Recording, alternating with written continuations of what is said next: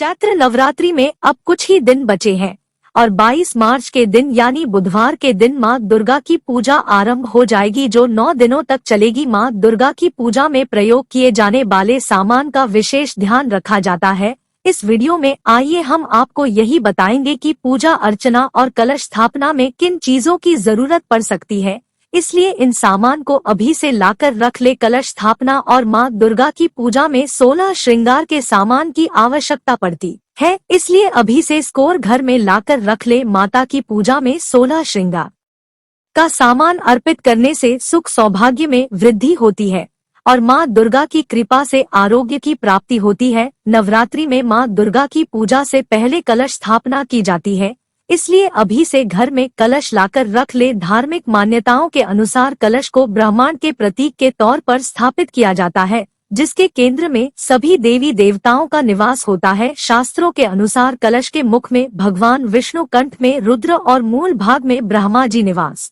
करते हैं। कलश पर रखने के लिए पल्लव की जरूरत पड़ती है, जिसे पंचपल लव के नाम से भी जाना जाता है। पल्लव में पीपल, गूलर, अशोक, आम और बट के पत्ते होते हैं, जिनको कलश पर रखा जाता है और उसके ऊपर नारियल रखा जाता है।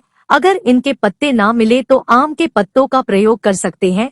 चैत्र नवरात्रि की पूजा से पहले पूजा पाठ के सामान में दुर्गा बीसा यंत्र या श्री यंत्र अवश्य लेकर आए। मान्यता है कि नवरात्रि में मां दुर्गा की मूर्ति या तस्वीर के पास दुर्गा बीसा यंत्र रखने से धन वैभव की प्राप्ति होती है। साथ ही यह सुरक्षा कवच के तौर पर काम करता है, जो आने वाली सभी परेशानियों को दूर करता है। चैत्र नवरात्रि में मां दुर्गा को ध्वजा या पताका अर्पित करना बहुत उत्तम माना जाता है। पताका को विजय का सूचक माना जाता है और इसे घर लाने पर मां दुर्गा का आशीर्वाद भी प्राप्त होता है। अगर आप पताका को घर पर नहीं लगाना चाहते तो उसे देवी मां के मंदिर में अवश्य स्थापित करें। अगर घर पर लगा रहे हैं तो उत्तर पश्चिम दिशा में स्थापित करें। मां को ध्वज अर्पित करने से सफलता मिलती है और हर धार्मिक अनुष्ठान सफल होता है। नवरात्रि की पूजा में घट स्थापना पर जौ बोया जाता है, जो बहुत ही शुभ माना जाता है, इसलिए अभी से घर में जौ लाकर कर रख ले। धार्मिक मान्यताओं के अनुसार घट स्थापना में जौ बोने से घर में धन धान्य की कमी नहीं होती और यह समृद्धि, खुशहाली और उन्नति का प्रतीक माना जाता है। बताया जाता है कि कलश स्थापना में बोए जाने वाले जौ भविष्य की घटनाओं के बारे में बता देते हैं।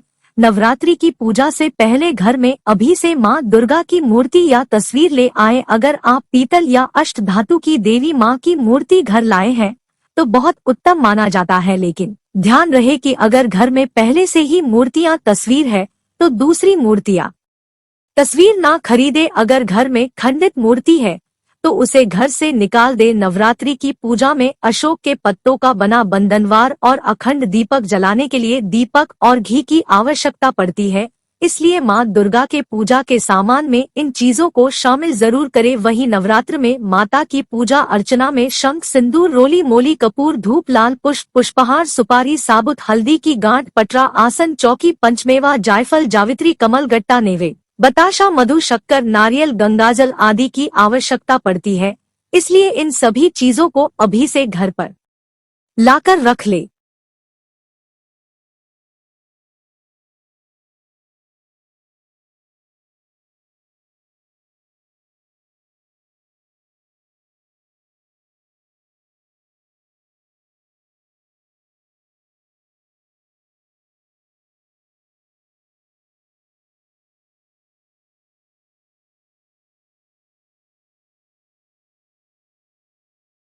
ले